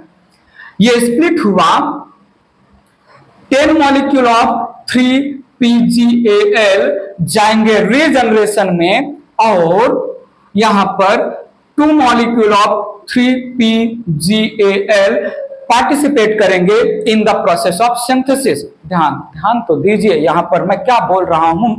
ये जो 2 मॉलिक्यूल ऑफ 3PgAl है, मतलब क्या हुआ इसका बताओ तो सही। मतलब हुआ 3PgAl 3PgAl। ठीक है, यही तो हुआ 2 मॉलिक्यूल ऑफ 3PgAl का, एक PgAl, ये 3 कार्बन का, ये है 3 कार्बन का। Out of 2 molecule of 3PgAl, 1 molecule of 3PgAl three phosphoglyceraldehyde या glyceraldehyde three phosphate remain as it is, और जो दूसरा मॉलिक्यूल ऑफ 3-फॉस्फोग्लिसरॉल्डिहाइड है ये आइसोमेरेज एंजाइम के इन्फ्लुएंस में, आइसोमेरेज एंजाइम के प्रेजेंस में कन्वर्ट हो जाएगा धा में। किसमें? धा में। DHAP di hydroxy acetone phosphate 3 carbon का आइसोमर है, di hydroxy acetone phosphate. Process का नाम तो बताइए, आइसोमेराइजेशन। एंजाइम इसी के नाम पे रख दो। फॉस्फोग्लिसरॉल्डिहाइड 3-फॉस्फोग्लिसरॉल्डिहाइड 3 कार्बन का कंपाउंड है, ट्रायोज फॉस्फेट है, तो हम नाम ऐसे ही रख सकते हैं यहां पर जो है ट्रायोज फॉस्फेट आइसोमरेज। एक molecule of 3PgAl as it is है, दूसरा मॉलिक्यूल ऑफ 3PgAl आइसोमराइज हो गया DHAP धा डाई हाइड्रोक्सी एसीटोन फॉस्फेट में। अब होगा इनका कंडेंसेशन, इनका 3PgAl और DHAP इनका होगा कंडेंसेशन। ठीक है, तो ये आपस में कंडेंस होंगे, ये आपस में कंडेंस हो गए। और एंजाइम का नाम यहां पर आपको यूनिक एंजाइम है, याद रखना पड़ेगा, अल्डोलेज, अल्डोलेज। तो ध्यान दीजिएगा, 3PGN 3 कार्बन का है, DHAP 3 कार्बन का है, इनके कंडेंसेशन से प्रोडक्ट बना फ्रक्टोज जो कि 6 कार्बन का है, फ्रक्टोज जो कि 6 कार्बन का है। टेंशन, फ्रक्टोज 6 कार्बन का कंपाउंड है, प्रोडक्ट बना PGAL, 3PGL के पास एक फॉस्फेट और डाइहाइड्रोक्सी एसीटोन फॉस्फेट के पास भी एक फॉस्फेट, सबस्ट्रेट में 2 फॉस्फेट है, तो प्रोडक्ट के पहले मॉलिक्यूल पर और प्रोडक्ट के छठे मॉलिक्यूल पर फॉस्फेट ऐड हो जाएगा, प्रोडक्ट मिलेगा फ्रुक्टोज 1,6 डाइफॉस्फेट अल्डोलेज के प्रेजेंस में। कर देंगे इसका हाइड्रोलिसिस। क्या कर देंगे इसका हम कर देंगे हाइड्रोलिसिस, फ्रुक्टोज 1,6 डाइफॉस्फेट का हाइड्रोलिसिस करेंगे वाटर के प्रेजेंस में, एक H3PO4 बाहर निकलेगा, प्रोडक्ट बनेगा फ्रुक्टोज 6 फॉस्फेट। फ्रुक्टोज 6 फॉस्फेट अपने आप को आइसोमराइज कर देगा ग्लूकोज 6 फॉस्फेट में, और ग्लूकोज 6 फॉस्फेट फिर से हाइड्रोलिसिस के थ्रू एक फॉस्फेट निकाल देगा, बन जाएगा ग्लूकोज में, जो कि बाद में कन्वर्ट हो जाएगा, पॉलीमराइज हो जाएगा स्टार्च में। लो हो गया सिंथेसिस। ठीक है, सो यहां पर मैं बोल सकता हूं dephosphorylation in the form of H3PO4 या हाइड्रोलिसिस, दोनों स्टेप यूज करते हैं। तो हाइड्रोलिसिस कहीं कहीं पर आता है, कहीं कहीं पर डिफॉस्फोराइलेशन। यहां पर हुआ आइसोमेराइजेशन, आइसोमेरेज के प्रेजेंस में डिफॉस्फोराइलेशन 1 हो गया, यहां पर भी हुआ डिफॉस्फोराइलेशन, हमें मिल गया ग्लूकोज। ग्लूकोज आगे डिफॉस्फोराइलेशन करके ग्लूकोज में कन्वर्ट हो सकता है, या ग्लूकोज 6 फॉस्फेट आगे डिफॉस्फोराइलेशन करके ग्लूकोज में कन्वर्ट हो सकता है, या ग्लूकोज 6 फॉस्फेट ये सुक्रोज के फॉर्मेशन में भी पार्टिसिपेट करता है। तो ग्लूकोज स्टार्च या सुक्रोज कोई भी प्रोडक्ट बन सकता है। ग्लूकोज और स्टार्च ये बनेगा स्ट्रोमा में, ग्लूकोज और स्टार्च ये बनेगा स्ट्रोमा में, ठीक है। और अगर सुक्रोज बनेगा तो ये बनेगा cytoplasm of mesophyll. Mesophyll cell में क्लोरोप्लास्ट है, क्लोरोप्लास्ट के स्ट्रोमा में ग्लूकोज और ग्लूकोज बन गया इस प्रोसेस के थ्रू डिफॉस्फोराइलेशन करके, और बहुत सारे ग्लूकोज जो है thousands of glucose glycosidic bond के थ्रू पॉलीमराइज हो गया, स्टार्च बना लिए, दोनों बन रहा है स्ट्रोमा में। सुक्रोज बनेगा मेसोफिल सेल के जो है मेसोफिल सेल के साइटोप्लाज्म में, ग्लूकोज और फ्रक्टोज दोनों जो है ग्लूकोज प्लस फ्रक्टोज कंबाइन करके बनते हैं फ्रक्टोज जो है सुक्रोज। बात की बात है, चले आगे, ठीक है। तो ये स्टोरी, तो PGAL का 2 मॉलिक्यूल और ग्लूकोज, सो यहां पर मेंशन कर देते हैं from 3PGAL till glucose, from 3PGAL till glucose, process called synthesis, ठीक है। 3PGAL का मतलब 2 मॉलिक्यूल जो चाह रहा है, ठीक है। अच्छा, रीजनरेशन में 10 मॉलिक्यूल ऑफ PGAL रीजनरेशन में जा रहा है, 1 molecule of PGAL, 1 molecule of PGAL, 1 molecule of three phosphoglyceraldehyde के पास 3 कार्बन, तो 10 मॉलिक्यूल, जो 12 मॉलिक्यूल बने थे ना, 12 में से 10 रीजनरेशन के लिए जा रहे हैं, तो 10 मॉलिक्यूल ऑफ 3PGAL के पास कितने कार्बन? 30 कार्बन। कितने कार्बन यहां पर हैं? यहां पर 30 कार्बन है जो रीजनरेशन में जा रहे हैं। ज्यादा डिटेल में इसको डील नहीं करते हैं, ज्यादा डिटेल में BSc MSc की स्टोरी है, वहां पर उतना नहीं मिलता है। मेंशन कर रहा हूं 10 मॉलिक्यूल ऑफ 3PGAL, ये करते हैं sugar phosphate iso conversion,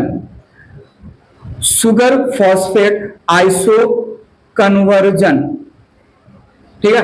10 molecule of 3PGAL का होगा सुगर फॉस्फेट आइसो कन्वर्जन। मतलब क्या? यहां सुगर फॉस्फेट आइसो कन्वर्जन में हमें मिल सकता है इरिथ्रोज 4 कार्बन का शुगर जिसके चौथे कार्बन पर फॉस्फेट है 4 फॉस्फेट। जाइलोज 5 कार्बन का शुगर 5 फॉस्फेट। जाइलुलोज 5 कार्बन का शुगर 5 फॉस्फेट, ठीक है। Sedoheptulose 7 phosphate. तो erythrose 4 phosphate, xylose 5 phosphate, xylulose 5 phosphate, sedoheptulose 5 phosphate. इसमें शुगर फॉस्फेट हर एक कंपाउंड शुगर और शुगर फॉस्फेट रिप्रेजेंट कर रहा है। तो आपस में कन्वर्जन होता रहेगा और फाइनली जो मिलने वाला है तो बहुत सारे कन्वर्जन रिएक्शन से वो मिलेगा हमें, फाइनली मिलेगा RUMP। क्या मिलेगा? RUMP, ribulose monophosphate. क्या मिलेगा?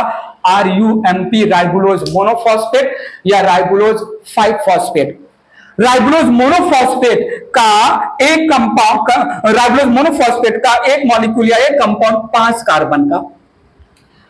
सबस्ट्रेट में टोटल कितने कार्बन हैं जो शुगर फॉस्फेट आइसो कन्वर्जन के बाद RUMP बनाए हैं? 30 कार्बन। RUMP के एक मॉलिक्यूल में कितने कार्बन? 5। यहां पर कितने? 30, यहां पर 5। तो कितने मॉलिक्यूल हमें बनाने पड़ेंगे? 6 मॉलिक्यूल मिलेगा sugar phosphate iso conversion of 3PgAl। 10 molecule of 3PgAl sugar phosphate iso conversion के बाद फाइनली कन्वर्ट होंगे 6 मॉलिक्यूल ऑफ RUMP में। देखो ई है यहां पर RUMP और पहला और पहला जो है एक्सेप्टर है वो है RUDP। यहां पर RUMP का मतलब carbon carbon carbon carbon carbon 5 carbon है, 5वें कार्बन पर एक फॉस्फेट है, इसलिए राइबुलोज मोनोफॉस्फेट या राइबुलोज 5 फॉस्फेट। और यहां पर जो पहला एक्सेप्टर है वो है 5 कार्बन का carbon carbon carbon carbon carbon, इसके पहले पर भी फॉस्फेट, तीसरे पर भी, पांचवें पर भी फॉस्फेट। RUMP के 5वें पर है, एक्सेप्टर के पहले और 5वें दोनों पर है। मतलब मुझे अगर रीजनरेशन ऑफ RUDP करना है तो RUMP के पहले कार्बन पर भी फॉस्फेट ऐड करना होगा। हेलो हेलो हेलो, बोलो, समझ में आ रहा है कि नहीं?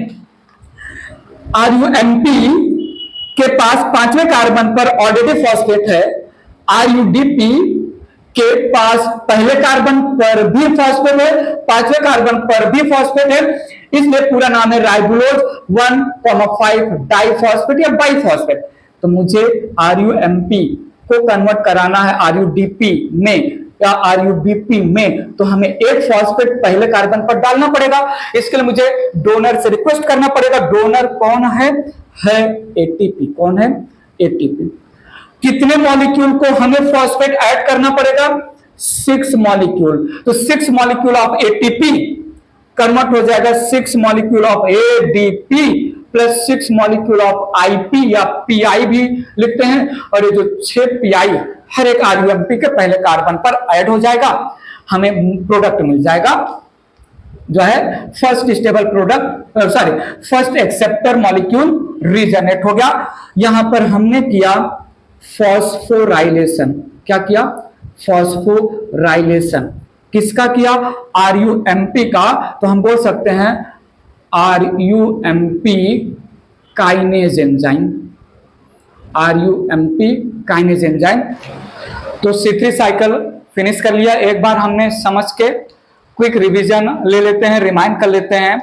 6 molecule of CO2 with the help of 6 molecule of RUDP या RUMP कार्बोक्सिलेशन प्रोसेस के थ्रू फिक्स हुआ into 12 molecule of 3PGA. The enzyme is Rubisco ribulose 1,5 bisphosphate carboxylase oxygenase. 12 molecule of 3PGA phosphorylation process के through in the using 12 molecule of ATP convert हुआ 12 molecule of 1,3 डाइपीजीए। Enzyme था triose phosphate kinase. 12 molecule of 1,3 डाइपीजीए को हमने with the help of 12 molecule of NADPH2 reduce किया इन 12 molecule of 3PGAl 3 फॉस्फोग्लिसरॉल्डिहाइड। 12 molecule of H3PO4 reduction process में release भी हुआ। Enzyme था glyceraldehyde dehydrogenase. 12 molecule of 3-PGAL में 10 molecule of 3-PGL will go for regeneration of RUDP. 2 molecule of 3-PGL involved in synthesis process. Out of 2 molecule of 3-PGL, 1 molecule of 3-PGL remain as it is. The second molecule of 3-PGL isomerized into dihydroxyacetone phosphate DHAP. 3-PGL and DHAP अल्डोलेज के presence में condense होकर बना दिया fructose 1,6 diphosphate, बाद में fructose 6 phosphate, आइसोमराइज हुआ glucose 6 phosphate, convert हुआ glucose में और स्टार्च या सुक्रोज भी बनेगा सिंथेसिस प्रोसेस में। 10 molecule of 3-PGL sugar phosphate isoconversion process के थ्रू कन्वर्ट हुआ 6 मॉलिक्यूल ऑफ RUMP और 6 molecule of RUMP phosphorylation process में 6 ATP का यूज करके first carbon dioxide acceptor RUDP regenerate हो गया। इसी को थोड़ा हम मेंशन कर लेते हैं लैंग्वेज में, तो सुनिएगा यहां पर डिटेल में बात करते हैं। मैं 6 कार्बन डाइऑक्साइड का लैंग्वेज यूज कर रहा हूं, बाद में इफ 1 कार्बन डाइऑक्साइड पार्टिसिपेट करेगा C3 साइकिल में तो 6 turns of this C3 cycle will produce 1 molecule of glucose, हम मेंशन कर देंगे। 6 molecule of carbon dioxide in stroma fixed into 12 molecules of 3-PGA, 12 molecule of 3-PGA। तो सुनिएगा, here 6 carbon dioxide reacted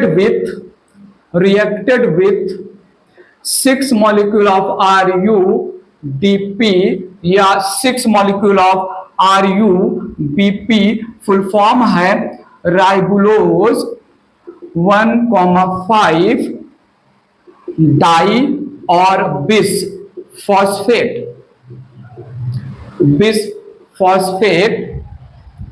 to produce 12 molecule of 3-PGA, 12 molecule of 3-PGA, इसको हम 3-फॉस्फोग्लिसरिक acid या three phosphoglycerate या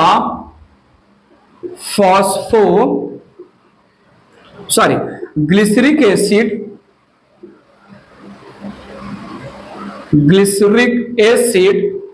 even we can call it as glycerate 3-phosphate,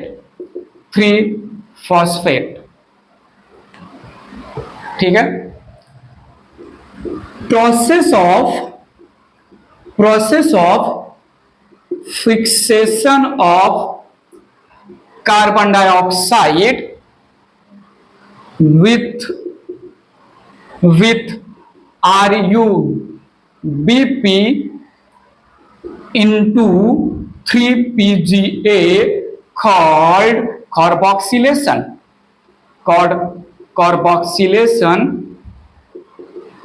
performed by enzyme Rubisco, ribulose 1,5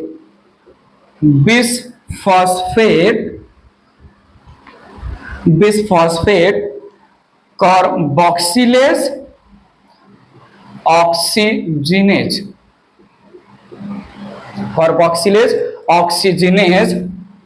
which is most abundant protein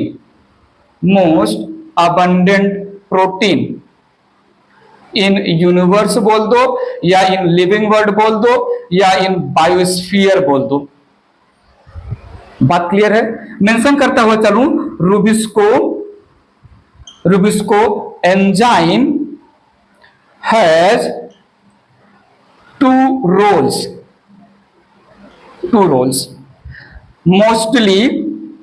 Mostly it fixes CO2. ठीक है, इसकी affinity is more for CO2 fixation. Affinity towards CO2 fixation is high. ठीक है, तो सुनिएगा, can also fix oxygen by process called photo respiration. ये मैंने क्या टर्म यूज किया, नेक्स्ट हेडिंग मेरा यही डिटेल होगा, फोटो रेस्पिरेशन. तो पहला स्टेप कार्बोक्सिलेशन, जहां पर CO2 का फिक्सेशन हुआ with the help of RUDP या RUBP इनटू जो है 3PGA. मैं 6 मॉलिक्यूल के लैंग्वेज में स्टोरी लिखा. 2 पॉइंट मेंशन करना चाहूंगा. First, carbon dioxide acceptor in C3 cycle is 5 carbon compound RUDP या RUBP, और first stable product in C3 cycle is 3 carbon का कंपाउंड PGA या ग्लिसरिक एसिड या फॉस्फोग्लिसरिक एसिड या 3-फॉस्फोग्लिसरिक एसिड. इरेज करके बात आगे बढ़ा रहे हैं उसी साइकिल को. अब मैं जो अभी C3 साइकिल फिनिश किया थे रिवाइज मेंशन कर दे रहा हूं, सो दैट स्टोरी जल्दी से C3 साइकिल फिनिश हो जाए. नेक्स्ट पॉइंट देखते हैं यहां पर, need your attention. In C3 cycle, in C3 pathway, first CO2 acceptor या first CO2 fixer is 5 carbon compound that is RUBP या RUDP. ठीक है, तो सुनिएगा, in C3 cycle first stable product is 3 carbon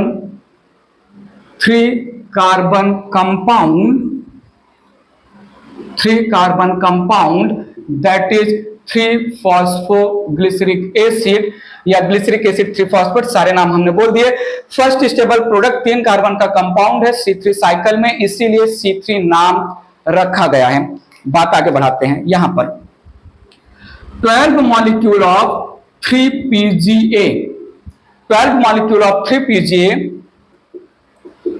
with the help of 12 molecule of ATP get phosphorylated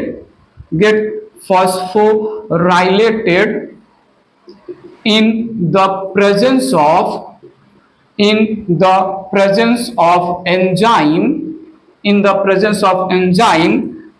triose phosphokinase या phosphate kinase, triose phosphokinase into 12 molecule of 1,3 DiPGA, diphosphoglyceric acid या बाइफॉस्फोग्लिसरिक acid भी लिख सकते हैं. 1,3 DiPGA या BiPGA.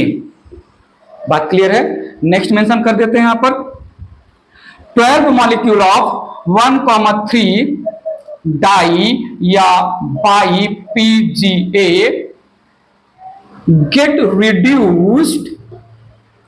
get reduced by 12 molecule of NADPH2 in the presence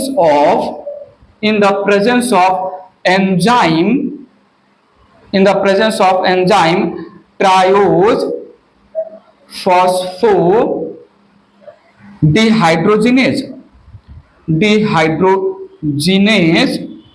या glyceraldehyde dehydrogenase GAL glyceraldehyde dehydrogenase into 12 molecule of 3-phospho glyceraldehyde glyceraldehyde, that is 3PGAL।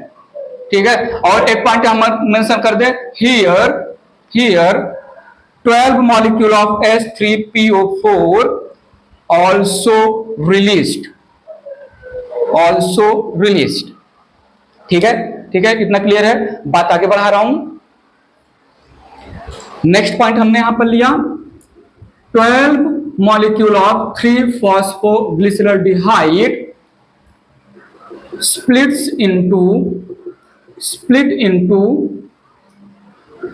10 and 2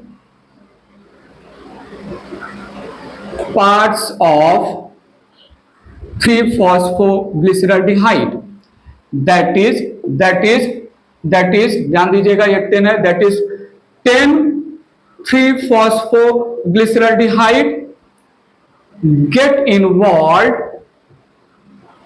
involved into regeneration process of RUBP, जिसको RUDP भी बोलते हैं, and 2 molecule of 3-phosphoglyceraldehyde involved in synthesis of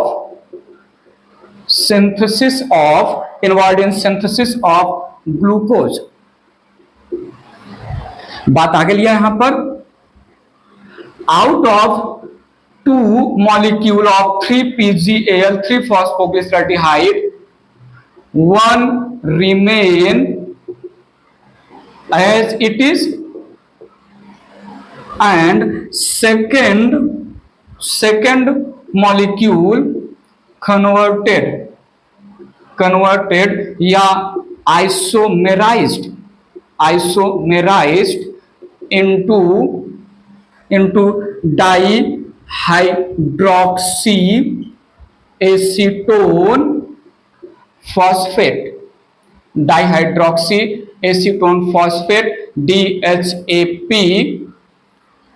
DHAP in the presence of triose phosphoisomerase या triose phosphate isomerase. ठीक है, और सुनिएगा, बात आगे बढ़ा रहा हूं। Now 3PGAL and DHAP condensed in the presence of aldolase enzyme to form 1 molecule of fructose 1,6 diphosphate। जल्दी से बात आगे ले चलते हैं। 1 molecule of fructose 1,6 diphosphate next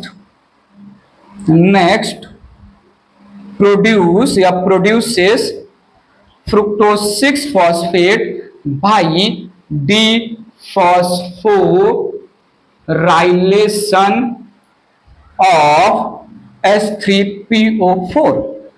ठीक है, H3PO4 निकाल के फ्रुक्टोज 6-फॉस्फेट में कन्वर्ट हो जाएगा। बात आगे बढ़ा रहे हैं रेस करके। नेक्स्ट पॉइंट मेंशन कर रहा हूं, ध्यान दीजिएगा प्लीज। फ्रुक्टोज 6-फॉस्फेट आइसोमेराइज्ड इनटू जो है ग्लूकोज 6-फॉस्फेट। नाउ ग्लूकोज 6-फॉस्फेट, यहां पर हेक्सो आइसोमरेज एंजाइम आ सकता है। हेक्सो मतलब 6 कार्बन का कंपाउंड होता है, तो हेक्सो आइसोमरेज एंजाइम मेंशन कर सकते हैं, लेकिन ज्यादा सिंथेसिस प्रोसेस में एंजाइम मेंशन करो या ना करो, ठीक है। Glucose six phosphate converted into glucose by dephosphorylation phosphorylation of H3PO4। ठीक है, तो डिफॉस्फोराइलेशन अगेन काइनेज एंजाइम, चाहे फॉस्फेट ऐड हो या रिलीज हो, काइनेज एंजाइम ही काम करेगा। तो सुनिएगा, glucose 6 phosphate can also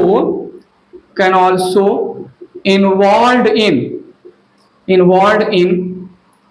formation of sucrose. Sucrose का फॉर्मेशन इन साइटोप्लाज्म। और यहां पर एक और point, glucose after polymerization produce many glucose after polymerization produce starch in stroma only। ठीक है, इन स्ट्रोमा ओनली, जो बाद में रिलीज होगा। ठीक है, तो ये इतना प्रोसेस हो गया यहां पर। ठीक है, अच्छा आगे और मेंशन कर लेते हैं यहां पर 10 molecule of 3 phosphoglyceraldehyde by sugar phosphate आइसोकन्वर्जन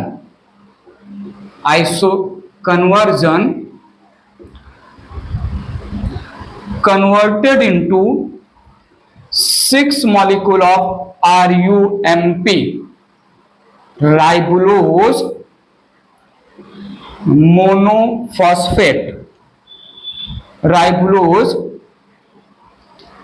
monophosphate। ठीक है, now need your attention, 6 molecule of ribulose monophosphate get phosphorylated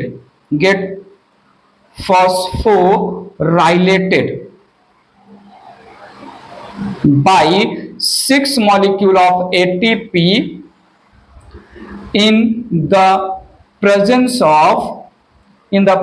of kinase enzyme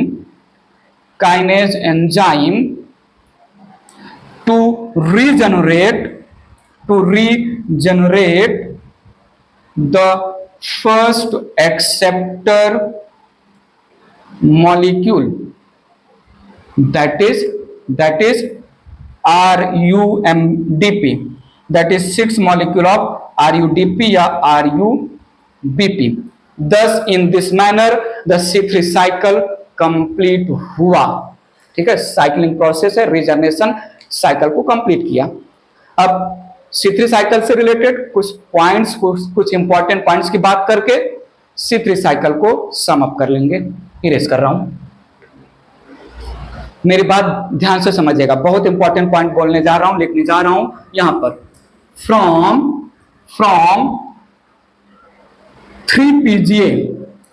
3 PGA till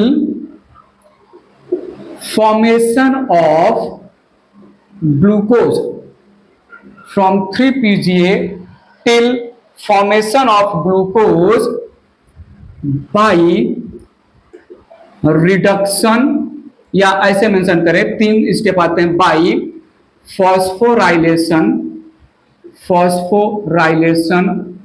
reduction and synthesis steps from 3 PGA till formation of glucose by phosphorylation, reduction and synthesis steps represent process similar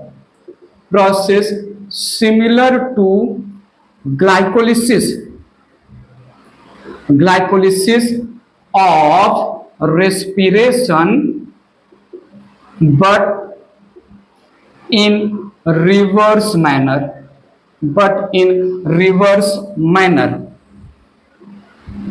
thus whole steps collectively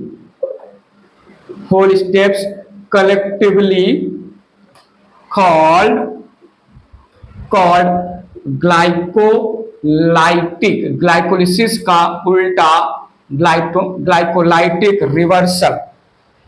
3 PGA के बाद 1,3 di PGA के बाद 3 PGAL, उसके बाद एक 3 PGAL एक DHAP condense होकर fructose 1,6 diphosphate, fructose 6 phosphate, glucose 6 phosphate और ग्लूकोज। ये जो हम प्रोसेस C3 में गए इसी का उल्टा कर दो, glucose, glucose 6 phosphate, fructose 6 phosphate, fructose 1,6 diphosphate, PGAL DHAP condense होके जो है उसके बाद 1,3 डाई PGA और 3 PGA, ये हो गया ग्लाइकोलिसिस। तो C3 में जो हम 3 PGA से ग्लूकोज तक आ रहे हैं ये ग्लाइकोलिसिस का उल्टा स्टोरी है, इसलिए इतने स्टेप्स को हम ग्लाइकोलाइटिक रिवर्सल भी नाम देते हैं। और एक पॉइंट मेंशन कर देता हूं यहां पर, instead of, need your attention, instead of using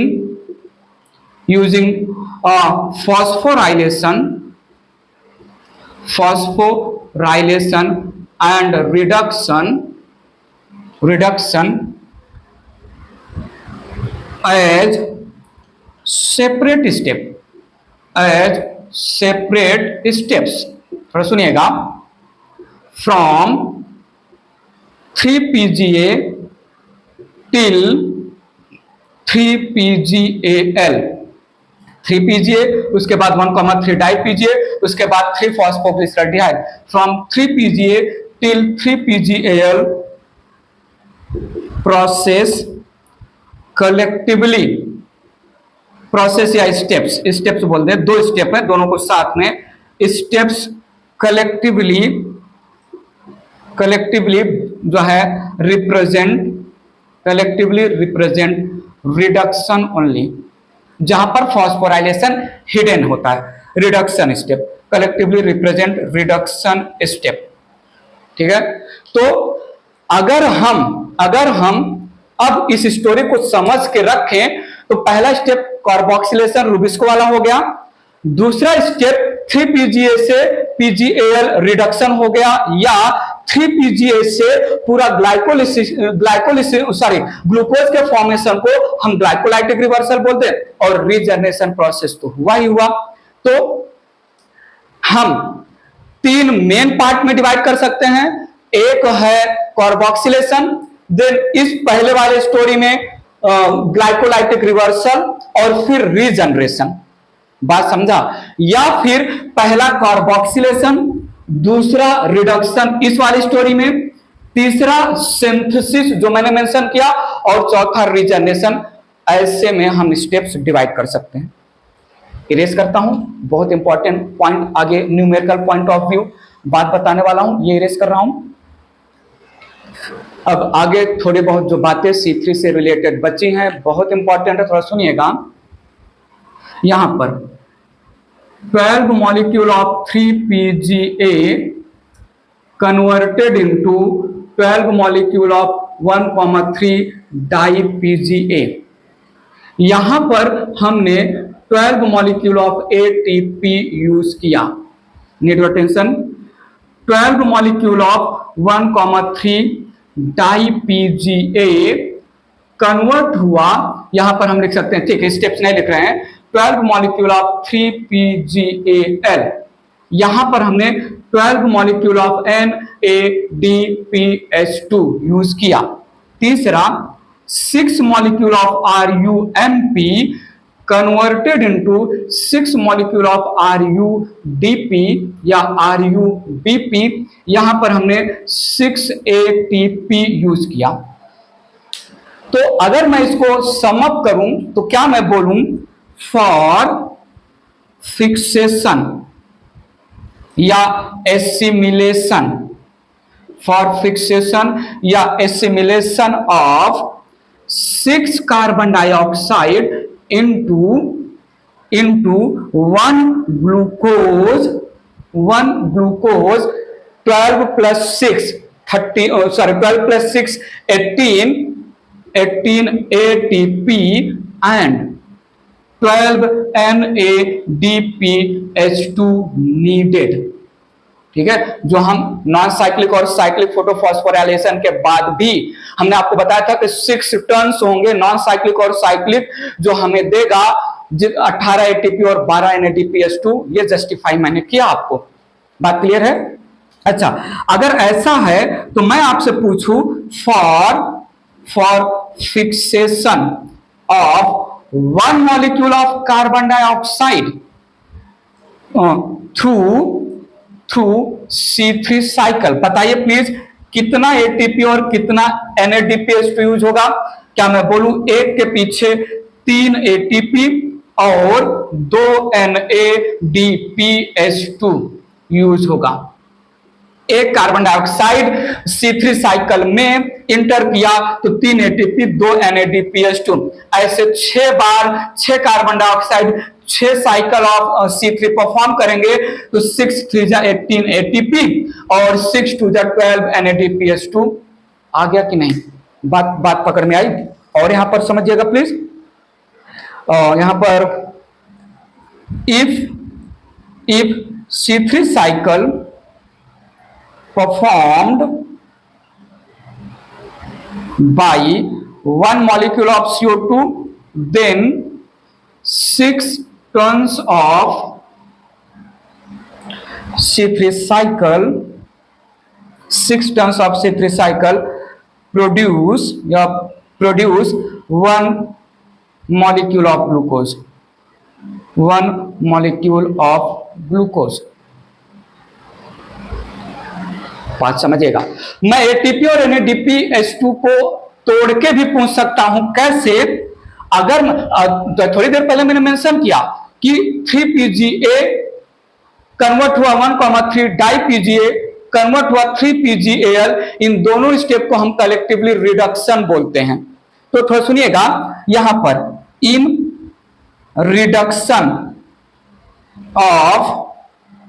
in reduction step ऐसा लिख दें simple, in reduction step 2 ATP and 2 NADPH2 used per CO2 fixation and in regeneration step 1 ATP used per CO2। हमने जो है 6 कार्बन डाइऑक्साइड के language में बात किया, यहां पर मैं एक कार्बन डाइऑक्साइड के लैंग्वेज में बात कर रहा हूं, ठीक है। तो अगर मैं C3 में टोटल एटीपी और NADPH2 पूछूं एक कार्बन डाइऑक्साइड के कन्वर्जन के लिए, C3 साइकिल में कितना एटीपी और कितना NADPH2, तो 3 एटीपी 2 NADPH2, 2 के लिए 6 और 4, 3 के लिए जो है 9 और जो है 6, ऐसा होता जाएगा। फिर मैं पूछूं केवल रिडक्शन प्रोसेस में तो 2 एटीपी 2 NADPH2। फिर मैं पूछूं रीजनरेशन प्रोसेस में तो एक कार्बन डाइऑक्साइड के पीछे 1 एटीपी, 6 के पीछे 6 लगा था। तो हम एक साथ पूछे या तोड़ के भी पूछ सकते हैं, ठीक है। ये स्टोरी समझा? इरेज कर रहा हूं। फोटोसिंथेसिस में लाइट फेज और डार्क फेज पैरेलल चलते रहते हैं। अगर मैं क्वेश्चन पूछूं कि डार्क फेज में 6 कार्बन डाइऑक्साइड को एक ग्लूकोज मॉलिक्यूल में एसिमिलेट या रिड्यूस करने के लिए कितने फोटोन काम करेंगे, कितने फोटोन या लाइट क्वांटम काम करेंगे लाइट फेज में, जिससे 6 कार्बन डाइऑक्साइड एक ग्लूकोज में कन्वर्ट हो सके।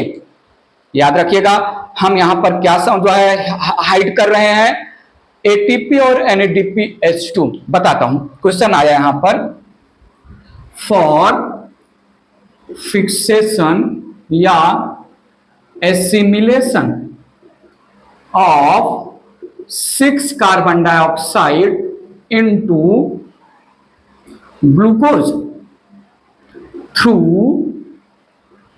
C3 cycle, how many